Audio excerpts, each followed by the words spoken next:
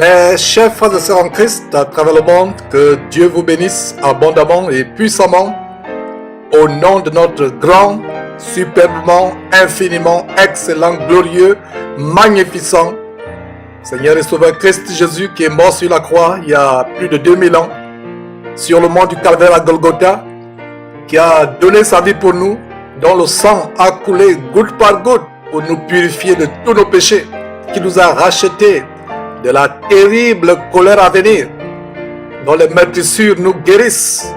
Son sang nous purifie de tout péché. C'est par ce merveilleux Seigneur qui délibérément, volontairement, gratuitement a donné sa vie pour que vous et moi, nous passions des ténèbres à la lumière, des ténèbres à la lumière, de la mort à la vie éternelle. C'est un plaisir de poursuivre cette série. Et par la grâce de Dieu, nous allons voir aujourd'hui la 9e partie sur comment jeûner efficacement. Jeûner efficacement. J'aimerais commencer, mes frères et sœurs, en vous disant que le jeûne n'est pas un rituel. Les chrétiens qui ne sont pas sérieux avec leur vie chrétienne ne comprendront pas la puissance du jeûne.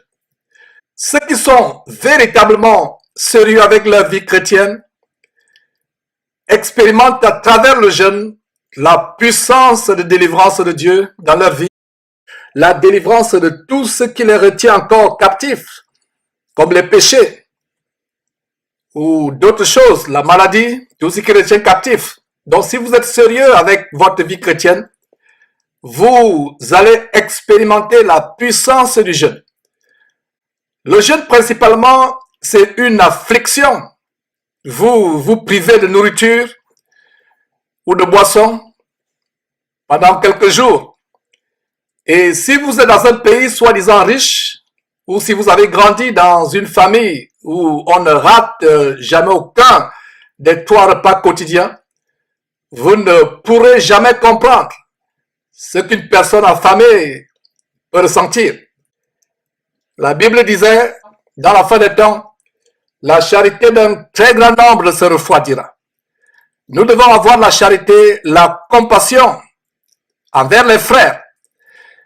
Et si vous ne jeûnez pas, si vous n'avez jamais manqué un repas, l'un quelconque de vos 3 repas quotidiens, vous ne pouvez jamais comprendre, expérimenter ce qu'un frère quelque part à travers le monde qui a des problèmes pour manger, qui peut passer 2 jours sans manger,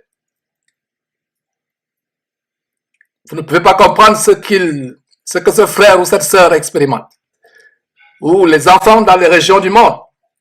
Mes frères, avant de voir ce grand commandement du Seigneur par rapport au jeûne, j'aimerais vous rappeler, à titre d'introduction, le pourquoi de cette série, tout ce que Jésus-Christ a enseigné. Cette série se fonde sur la grande commission du Seigneur Jésus-Christ, ce que nous appelons communément la grande commission du Seigneur Jésus-Christ en Matthieu, chapitre 28, le tout dernier chapitre de Matthieu, les derniers versets. Le verset 19 dit ceci: Allez, faites de toutes les nations des disciples, les baptisant au nom du Père, du Fils et du Saint-Esprit, et enseignez-leur à observer tout ce que je vous ai prescrit.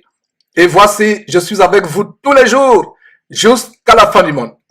Voilà donc une très grande commission du Seigneur Jésus-Christ à ses apôtres et à tous les disciples jusqu'à son retour. À vous et moi, la grande commission qui a 2 parties. La première partie, c'est aller, faites de toutes les nations des disciples.